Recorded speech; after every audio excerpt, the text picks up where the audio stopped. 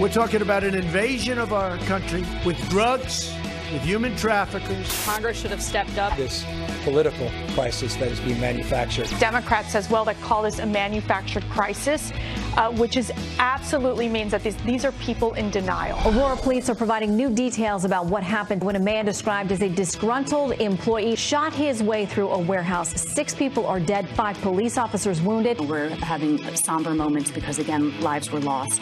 But we know that this is what they do every day. Andrew McCabe is trying to walk back those comments to a degree, claiming his 25th Amendment talk was taken out of context. The discussion of the 25th Amendment was simply Rod raised the issue. Amazon's decision to bail on a new headquarters in Queens, New York, has exposed the party's other reputation. There's 25,000 jobs that you guys will no longer have the opportunity. You just anti-Amazon at this point. Well, they say it's 25,000 jobs.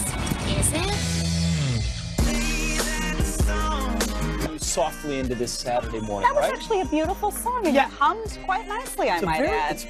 Keep it playing. Fun. I wouldn't say Train is soft. It rock. Yeah, well, Train is for all of those song though is kind of a soft. We have some pretty strong beats that could be coming too. True.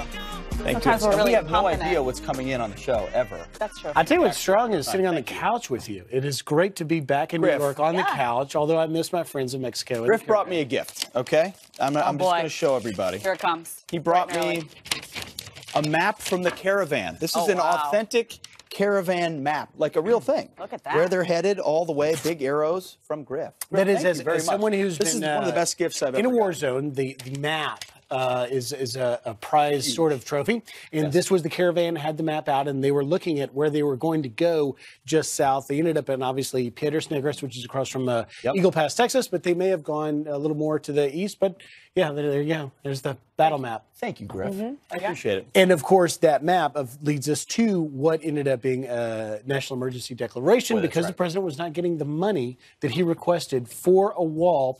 Just to give some context, that wall is going to be in the RGV sector where we have seen the heaviest illegal crossing. That's right. So yesterday in the Rose Garden, you may have seen it, you may not have seen it, but the president came out and said, I'm signing this bill. I don't like it. I'll sign it.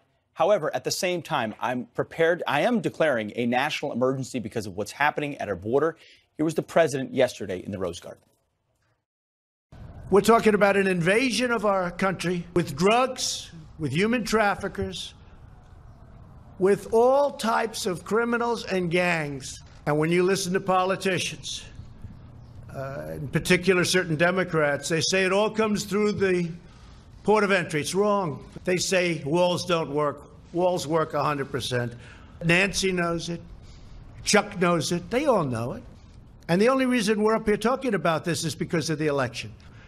And this is one of the ways they think they can possibly win is by obstruction. We will have a national emergency, and we will then be sued, and then we'll end up in the Supreme Court, and hopefully we'll get a fair shake, and we'll win in the Supreme Court. You know, I love that. That was amazing. It was an honest moment, and he's just going through, listen, I'm ready for it. They're going to sue us. We're going to get to the Supreme Court. We've been here before. It's happened before. A lot of people, though, asking questions about where the money's going to come from for the border wall, this extra money. And we're going to let you know now, $1.375 billion is DHS appropriation. That's from the bill. From the bill. Yep. $2.5 billion DOD counter-drug support. $3.5 billion DOD military construction budget, $600 million from the Treasury Department forfeiture fund. And by the way, I love that even though it's the smallest number, that's actually El Chapo. Remember the drug lord that just got convicted? The Treasury Department put out a press release yesterday saying that at least some part of that $600 million is actual El Chapo money. So El Chapo, thanks for the Which wall. Ted Cruz had floated, remember. Ted Cruz was one of the first people that came out and said, you know what, we should get some of this money from El Chapo and we should put it toward the border. He was one of the first people, and he's probably sitting there saying, well done. He should. And they should. Listen, this is what conservatives have refused to do for a long time. They've been very good at groveling at the table and hoping they get a good deal. There's people that are concerned about national emergency. Do you call it? Do you not call it? Ultimately, if you believe this is an emergency, which the president does, sincerely, you can see it. His moments with the angel moms were probably the most powerful part of the press conference yesterday. Right. When they talk about stats and everything, they said, these people, they understand what's going on here, why the problem exists. He finally said, this will happen. I'm going to do it. And I'll make sure it's constitutional in the process. I've got lawyers to defend it, so that'll all play out. I don't know that he had a choice because he was declaring he didn't like the original bill that was presented. He rejected that. You had the government shutdown. A lot of people saying, "Oh, president's going to take the heat for this," and ultimately, you can't have a permanent shutdown. So at this point, he has been out there saying this is a national emergency. This is a humanitarian crisis, drug trafficking, human trafficking. If you're going to make that your center point, I don't know how you don't follow through and then say, you know what, we have to declare a national emergency. I have to shift this money around. This is the crisis I've been talking about for a long time, and let Democrats challenge it. He had to stick. Right. This was the only way he was able to fulfill his campaign promise with obstructionist Democrats. And he knew lawsuits would come. If you just look at the headlines now, here we'll show you a few of them. Daily Caller: Trump was sued over his national emergency declaration in less than 6 hours. 6 hours? That's a long time, actually. LA Times: California to sue Trump administration over a national emergency declaration. The governor out there taking great pride for doing that. The Hill: the ACLU announces lawsuit against Trump over blatantly illegal national emergency. AP Judiciary Chair seeks hearing on emergency claim. Just for our viewers, the National Emergency Act was established in 1976. Yep. Never before has it come under such heavy scrutiny as we're seeing now with these lawsuits. Yes. And what else has not come under this kind of scrutiny is the national injunctions that come from one judge in one circuit to stop the prerogative of the executive. So I'm sure it'll be the Ninth Circuit where this will be challenged. Yep. The Ninth Circuit will issue a stay. The whole thing will stop. Then it'll have to go all the way to the Supreme Court, and they'll determine, like they did with the travel ban, whether or not it should happen. And it just seems a little out of order. And we're going to have a guest on today that'll talk about what does it really make sense that one judge gets that kind of prerogative? Yep. What, I mean, right. Listen, he wasn't elected. The president was elected. Congress can check the president. The courts can check the president. But one judge in one district court shouldn't be able to check the president. Speaking of Congress challenging, Maxine Waters, the Ninth Circuit is in California. Maxine Waters is from California. Everything we haven't seems talked to about come her from California. She is rallying the troops to stand against this national emergency. Take a listen. It's time for everybody to stand up, all hands on deck, to refuse this president these fake emergency powers that he'd like to have. And so I'm urging everybody, get together, rally in every community across this country all this weekend. Send a message to Washington, D.C. No, Mr. President, we're not going to allow you to do this. You know, you got to love this. All of a sudden, these left-wingers are like, oh, Trump is lawless. These are the same people that defend sanctuary cities. These are the same people that defended President Obama on DACA. And it was really interesting. Victor David Hanson of the Hoover Institution, he remembers how Obama's actions went through and how nobody on the left cared. Take a listen. Barack Obama was not going to get a two-thirds majority in the Senate for the Iran treaty, so he just simply changed the nomenclature and said it's an Iran deal, and nobody on the left cared. He gave blanket amnesties all the time to DACA and Dreamers, and he did it with a pen and phone, so I think it's a little bit psychodramatic to suddenly say the Constitution is in danger. Yeah, I mean, 13 national emergencies declared by Obama, and none bigger than, and it was not a formal national emergency, what he did with the Iran deal, which was never a formal treaty ratified by Congress. Right. It was done deceptively in front of the American people with a bunch of side deals, with a bunch of cash we didn't know about. Who approved the billions that went to the mullahs? Right. No, really, no. That's an honest question, because that's what's going to happen with this emergency declaration. Yeah. You can't move the money, therefore it wasn't appropriated. What in the Iran deal, it wasn't appropriated. But Victor Davis Hanson's soundbite there is really important, because you are going to be told all this weekend and going into next week that the president declared a national emergency when he should not have. Correct. And he actually made a soundbite that may have hurt himself when he said, I didn't have to do it, I want to do it faster. But the point is, if you talk to the Border Patrol officials that I've spent the last year of my life with, they will tell you we are at an overwhelming number of illegal crossings. It is more than double, triple, 4 times the amount in some sectors that we were seeing last year. And it is new because they're family units and they have no place to put them. Yeah. And that is why the president is fighting. And that is why Victor Davis Hanson's soundbite is so good, because, you know, at some point, President Trump's going to win an award in Profiles of Courage for taking the heat he is in fighting for the officials on that border. Also, the National Emergencies Act is bestowed on the president by Congress. This isn't the same thing as what President Obama did with DACA. It's not. That was him deciding on a whim that he didn't want to enforce federal law and he wanted to exempt a group of people. This is bestowed upon him by Congress. If you don't like that he's using a national emergency, fine, but don't correlate the two things. It's very different. All right, we are going to jump into some headlines for you this morning, and we begin with a Fox News alert. A fired factory worker guns down 5 co-workers and injures 5 police officers during a shooting rampage. The 15-year employee immediately opening fire as police rushed inside the Henry Pratt manufacturing plant just outside Chicago. The gunman, Gary Martin, was killed during the shootout. All officers shot are in stable condition. We'll have a live report from Aurora coming up in 30 minutes. 2 men are released from police custody after being questioned in the alleged attack on Empire actor Jussie Smollett. Chicago police citing new evidence for not charging them. The brothers from Nigeria were taken into custody Wednesday after returning from Nigeria. Police say at least one worked on Empire. This comes just hours after authorities denied local reports that the racist and homophobic attack on the actor was a hoax. Vice President Mike Pence is wrapping up his European trip with a speech at the Munich Security Conference moments ago. Pence doubling down on the administration's commitment to NATO, while also calling on European allies to pull out of the Iran nuclear deal. The time has come for our European partners to stop undermining U.S. sanctions against this murderous revolutionary regime. The time has come for our European partners to stand with us and with the Iranian people. The vice president will meet with German Chancellor Angela Merkel before returning to Washington tonight. A 91-year-old mailman is retiring with a perfect record after 69 years on the job. Jack Lund began his career in 1949 at 21 years old. His Utah co-workers say he's the whole package, always making his deliveries despite bad weather or car trouble. Lund was honored for his dedicated service at a ceremony with a U.S. flag and a special postal artwork. That's pretty amazing. Those are your headlines. Imagine working 69 years, you got your perfect really performance. Perfect attendance. I wonder if they'll say that about us. Nope.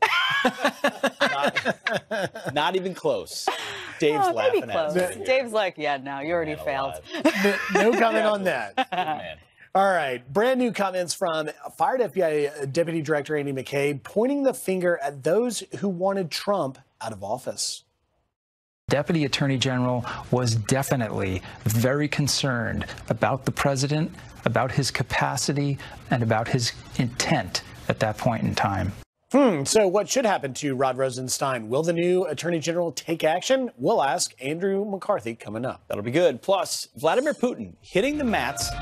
Literally, the photos not being revealed is creating a lot of controversy this morning. We'll bring it to you. For such an effort. Brand new comments from fired FBI Deputy Director Andy McCabe saying it was Rod Rosenstein who discussed ousting President Trump from office. Here to weigh in is Fox News contributor and former Assistant U.S. Attorney for the Southern District of New York, Andrew McCarthy. Good morning, Andy. What do you make of this? Morning, Griff. Amazing interview.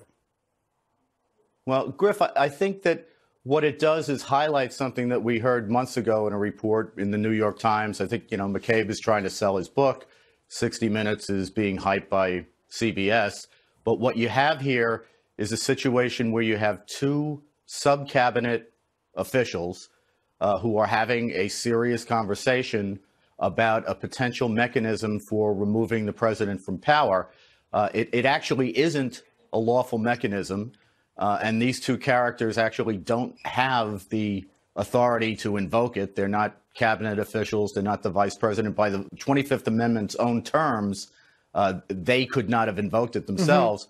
But, when the deputy attorney general and the acting FBI director are talking about removing the president of the United States who's been duly elected, that's a pretty serious event. Well, sure. And so do you believe then that Congress should pull Rod Rosenstein up on the Hill to learn more? Well, I've thought that he should testify for a long time, not just about this. There's an awful lot of things that he should testify about. But, Griff, I really think it's not that hard, as I've been saying for over a year now, to understand what happened here.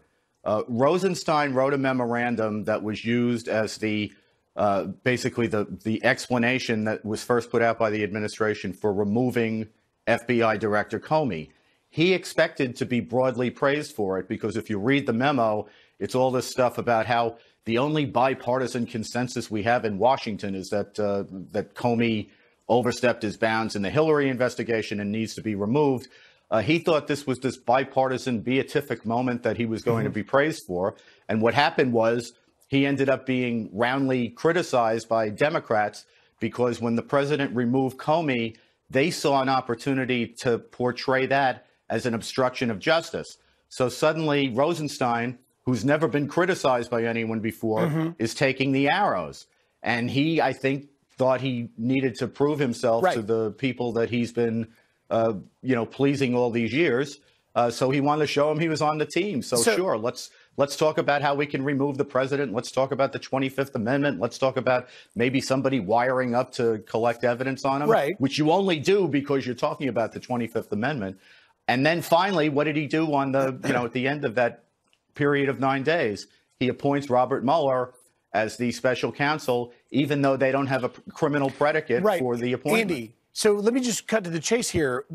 Is this evidence then that these disgraced FBI officials are succeeding in trying to push President Trump out? No, I don't think there was ever a prayer, Griff, that they were going to be able to pull this off. What it is, though, is an indication that for a very long time, they were trying to make a case on Trump. And I think there was political motivation behind it. Andrew McCarthy, thank you very much for joining us. Have a good Saturday. Thanks, Griff. All right, Beto O'Rourke, you know him. He says he's willing to tear down the existing border wall. Now a 2020 Democratic hopeful is backing him up. I could look at it and see which part he means and why, and if it makes sense, I could support it. Senator Gillibrand throwing her hat in the ring. Well, we're going to ask former acting ICE Director Tom Homan what he thinks about that. Plus, Rick Reichmuth is live from Daytona International Speedway with a preview of the Daytona 500 coming straight ahead.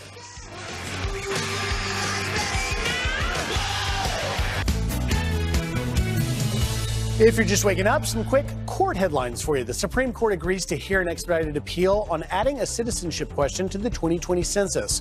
Justices will hear arguments in April. The Trump administration says the question is crucial to calculating the population, but critics claim it could discourage immigrants from participating. In this, a terrorist who claimed President Trump's tweet politicized his case can still face the death penalty. Sayfullo Saipov is charged with killing 8 people on a Manhattan bike path with a truck on Halloween in 2017. The president tweeted in part, quote, "should get death penalty." A judge ruled there's no proof it persuaded the Department of Justice. Pete? Griff, thank you. All right, President Trump taking on the border crisis by declaring a national emergency. We're going to confront the national security crisis on our southern border, and we're going to do it one way or the other. Whether it's $8 billion or $2 billion or $1.5 billion, it's going to build a lot of wall. We're getting it done because we have an invasion of drugs, invasion of gangs, invasion of people, and it's unacceptable. Here to react, former acting ICE director and Fox News contributor Tom Homan. Welcome, Tom.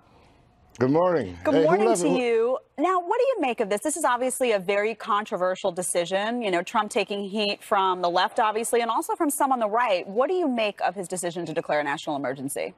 Okay, I think it's the right decision. And let me explain something that a lot of people don't understand, because I didn't want this bill signed. I mean, there's some terrible, terrible language in here. I was hoping for a CR for 7 to 10 days to try to change some of the language in here that I think will entice more illegal immigration. However, when I started talking to people on the Hill and in the White House, the Democrats weren't going to allow a CR, right? The CR has to start in the House. They had the president in the corner. Either sign this terrible bill or shut the government down. So he chose, I think, the smartest way. You know what?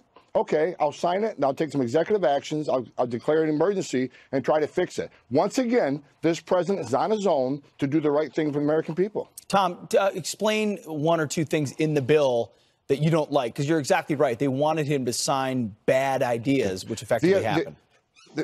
First of all, they're funding ICE for less beds they currently have filled. So unless they move some money around, ICE has to release people. Illegal immigration is going up, and they want to take beds away. That just don't make sense. That's just dumb. But the thing that really angers me is the section in there that parents and sponsors of UACs cannot be held accountable. A parent or a sponsor in this country can hire a criminal organization, put their child in the hands of a criminal organization, be smuggled to this country, and they can remain in the shadows. Up to this point, parents and sponsors were worried about ICE getting their information from HHS and being held accountable. What this does is every parent and sponsor in the country now that was holding back, they're afraid of ICE action, is going to say, you know what, now I can bring my child, because this bill just gave me amnesty. I won't say amnesty. It gives me protection from enforcement of any kind. No prosecution, can't be put in criminal proceedings. So two things. That's going to increase the number of UACs come to this country. So the hypocrisy of the Democrats, I don't want to hear another word about family separations and zero tolerance. When families are separate because the parent was prosecuted, they just wrote legislation to put children in the hands of criminal organizations. That is ridiculous, and it's far worse than anything that this administration has ever done. Yeah. Tom, you know, I got to ask you about the race to the left from left-wingers on this issue. You now have Beto O'Rourke and Kirsten Gillibrand saying they would tear down the border wall. Take a listen. I want to get your reaction. You know, would you, if you could, would you take the wall down now? Here. Yes. Like you have a wall. Absolutely. Knock it down. I'd take the wall down. What about a proposal from Beto O'Rourke to actually remove some of the existing wall? He was talking about El Paso, but the idea of dismantling some of the wall, good idea, bad idea? I could look at it and see which part he means and why, and if it makes sense, I could support it. Does this surprise you at all? I mean, these people are going to have to run in a general election. It's insanity. No, it's, look, they've gone so far left. The best thing that ever happened for this administration is these people go so far left. I think most American people understand. Beto O'Rourke obviously isn't looking at the data. Every place they built a wall, every single place they built a wall, illegal immigration has decreased. As far as Gillibrand, as a native New Yorker, she's an embarrassment to the state of New York. She doesn't know what she'll change her mind tomorrow. She used to be pro-immigration enforcement. She used to want law enforcement to enforce immigration law. Then she wanted to run for senator and threw all out the window. Then when she ran in midterm saying, you reelect me to my Senate seat, and I want to serve out my full term. That lasted, what, 60 days? So you know what, Gillibrand, what she says doesn't matter to me. She'll change her mind tomorrow. She's an embarrassment to the state of New York. I'm a native New Yorker. I'm embarrassed for her. Yeah. I agree. It's true. Tom Homan, thank you very much Thanks for for your time. being here. Appreciate it. Good stuff. Thanks for having me. All right. Well, should parents be able to decide if they want to vaccinate their kids? One state says nope. Well, we'll tell you where coming up. Plus, Colin Kaepernick cashing in his major settlement with the NFL that may mean big money for the former quarterback. Really?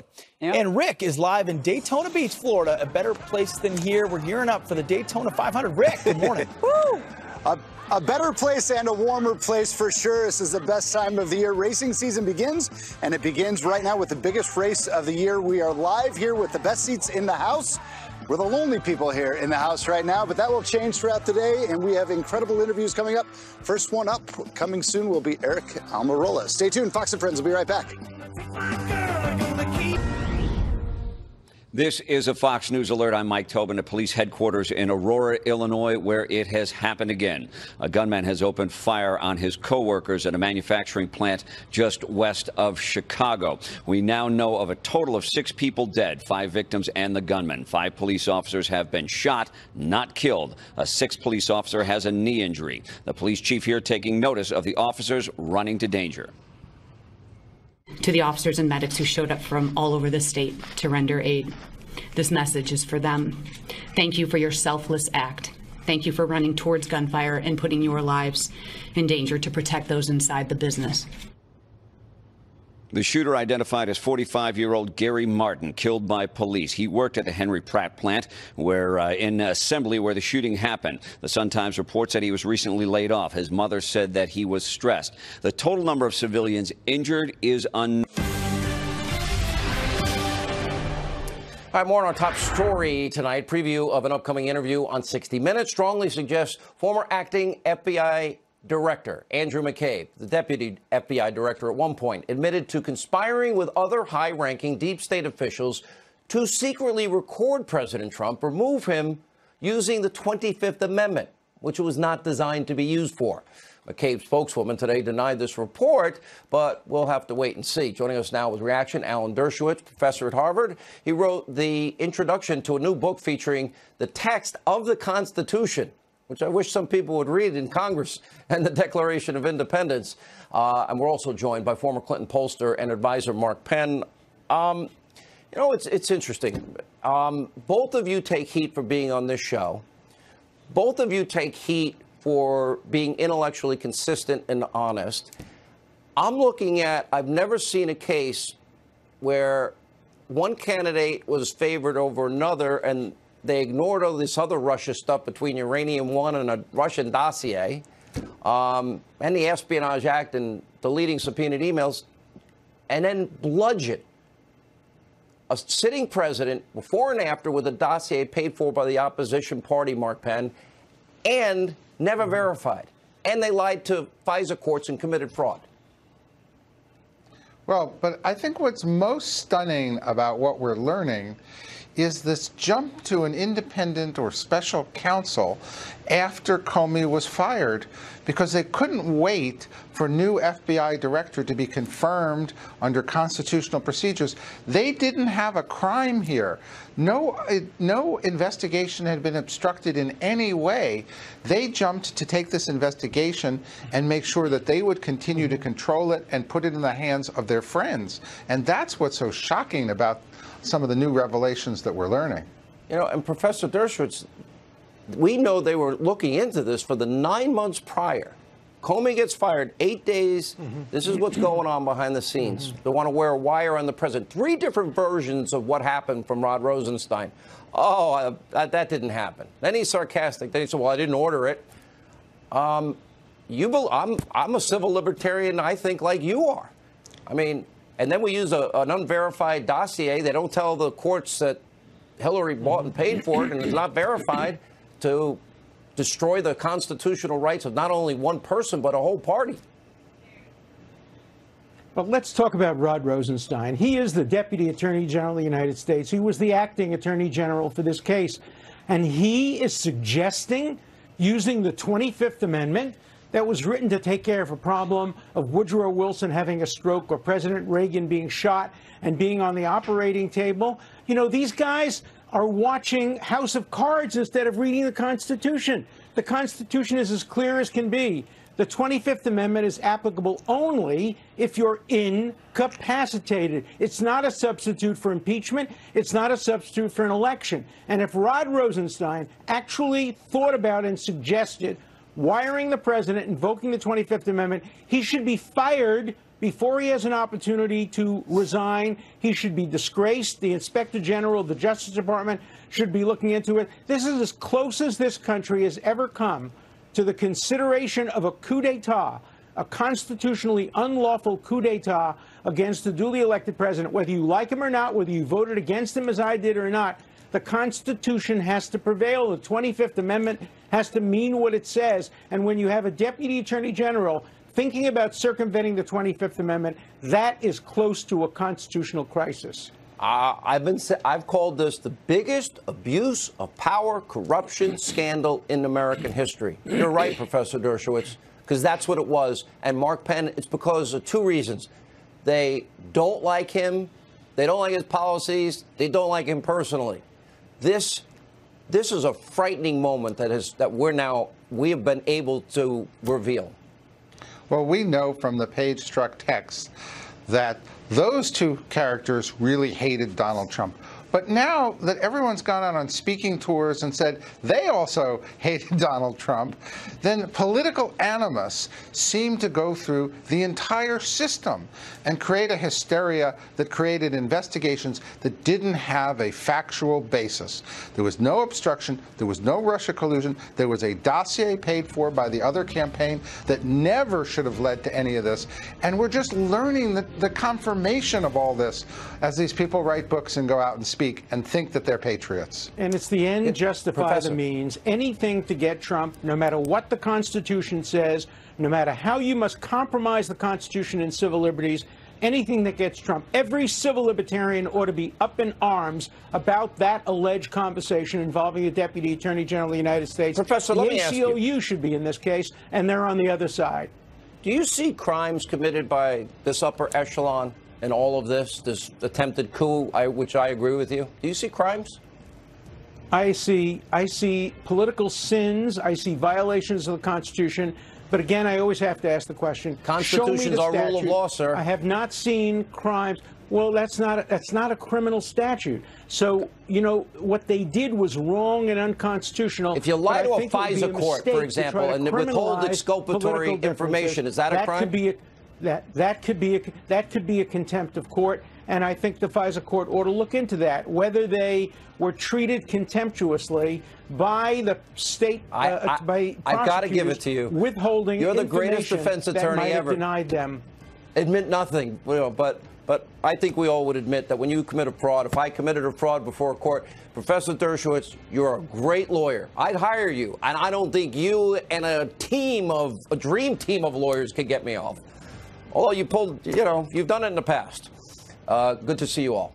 All right, up next, no topic off limit, one-on-one.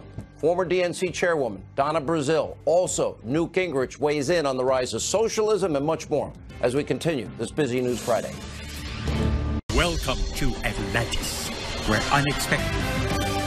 All right, for weeks we have been detailing the Democrats' radical alerts to the left. Some freshman Democratic lawmakers openly pushing for, well, beyond socialism. Many of the 2020 Democratic candidates keep proposing radical liberal policies. Here with reaction, former interim DNC chairwoman, somebody I've gotten along really well with over the years. Donna, you know what?